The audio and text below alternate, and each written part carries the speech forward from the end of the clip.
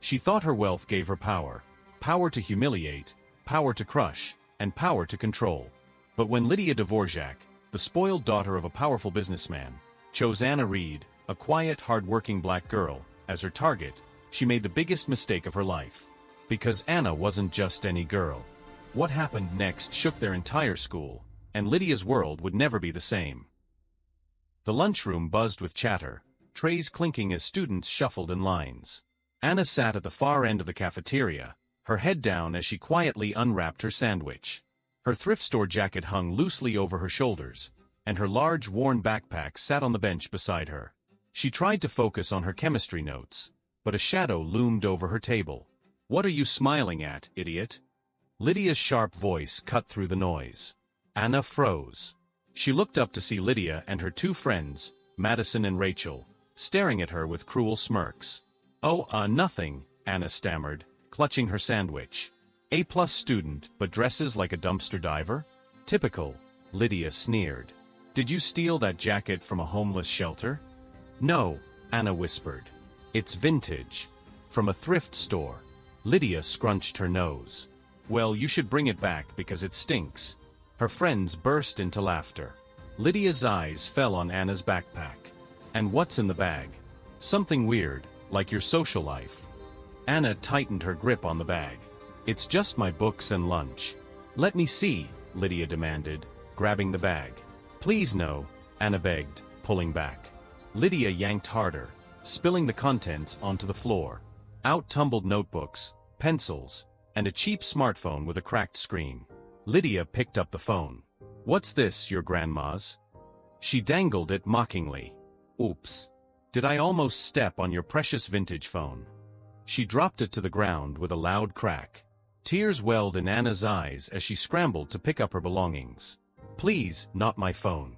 My parents can't afford another one." "Too bad," Lydia said smugly.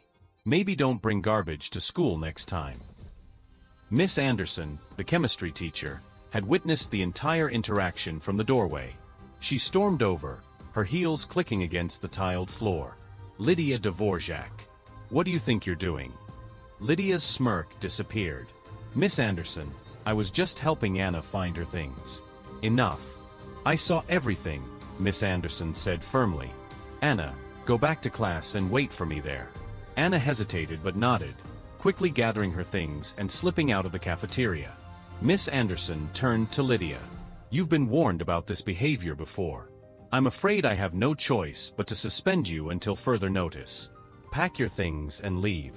Lydia's jaw dropped. "You can't do that. Wait until my father hears about this." "You can call him yourself," Miss Anderson replied coolly. "The principal's office is down the hall." Dan Dvorak stormed into the school later that afternoon. His tailored suit and polished shoes exuded wealth and authority. He walked straight to Miss Anderson's classroom, his face set in a scowl. "Miss Anderson, I'm Dan Dvorak," he said curtly. "Can you explain why my daughter was suspended?" Miss Anderson met his gaze without flinching. "Your daughter was caught bullying another student. She destroyed the student's belongings and humiliated her in front of the entire cafeteria." "That's impossible," Dan said. "Lydia is the victim here." "I've seen it firsthand," Miss Anderson said. "She's been targeting Anna Reed for months. Today was the final straw." Dan's face hardened. "If you think you can tarnish my daughter's reputation without consequences, you're mistaken. I'll take this to the principal, the school board, whoever I need to." "Feel free," Miss Anderson said. "The truth won't change."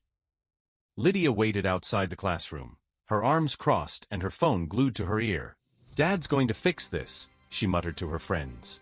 "Anna's the one who should be suspended, not me." Anna walked by, clutching her broken phone. Lydia smirked. "Look who's here. The little rat. Thought you'd get rid of me, didn't you?" Anna stopped and looked Lydia in the eye. "I'm not afraid of you anymore." Before Lydia could respond, her father stepped into the hallway, his face unreadable. "Lydia, hand me your phone," he said. "What? Why? Now?" Reluctantly, Lydia handed it over.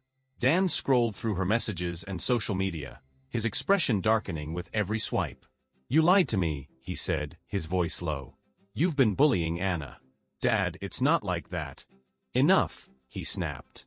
"You're coming home. And we're going to fix this." Turning to Anna, he said, "I'm sorry for what my daughter has done. I'll replace your phone, and I'll make sure she learns her lesson." The next day, Anna sat at her usual spot in the cafeteria, her brand new phone in hand. Lydia walked in, her usual confidence replaced by a quiet humility.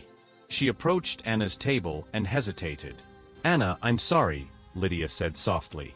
"For everything." Anna looked up, surprised. She nodded.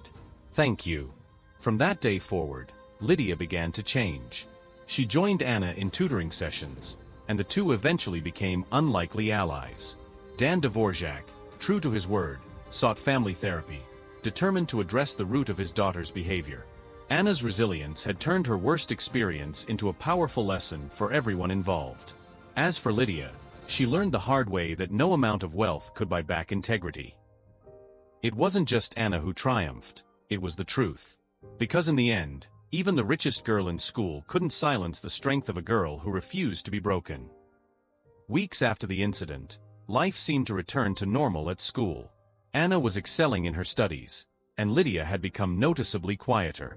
But one day, during a school assembly, the principal announced a surprise guest speaker, a representative from a major tech company offering scholarships for underprivileged students. As the speaker took the stage, Anna gasped. It was her estranged uncle, a self-made millionaire who had cut ties with the family years ago. He shared his own story of overcoming hardship, locking eyes with Anna during his speech. Afterward, he approached her. "Anna, I've been following your journey. I'm proud of you. If you're ready, I want to help you achieve everything you've worked for." Lydia overheard the conversation. Stunned, she realized the very girl she had belittled had an inner strength and a future brighter than she could have imagined. Anna accepted her uncle's offer, her hard work finally paying off. As for Lydia, the realization humbled her further, cementing her commitment to becoming a better person. In the end, the roles had reversed. The poor girl had triumphed, proving that true wealth lies in character and resilience. Months later, the school was abuzz again, this time not with bullying or assemblies, but with a new initiative spearheaded by none other than Lydia herself. During one of her therapy sessions, Lydia had an epiphany. She wanted to use her family's resources to make a real difference in the lives of students like Anna. With her father's reluctant support, Lydia founded a school-wide scholarship program to fund new opportunities for underprivileged students. The program provided mentorship, resources, and financial assistance for those in need, ensuring no one would face the struggles Anna had endured. At the launch event, Anna was invited to speak. Standing before a packed auditorium, she shared her journey of resilience and hope. "For years, I thought I had to face everything alone," Anna said, her voice steady. "But I learned that even in the darkest moments, there's strength in standing up for yourself and believing in your worth." She glanced at Lydia, who smiled sheepishly from the front row. "And sometimes, people can change in ways you never expect." The audience erupted into applause as Lydia stood to join Anna on stage. Together, they unveiled a plaque dedicating the program to resilience and unity. As the event concluded, Anna and Lydia shared a quiet moment backstage. "Thank you," Lydia said, "for giving me a chance to make things right." "Thank you," Anna replied, "for proving that change is possible."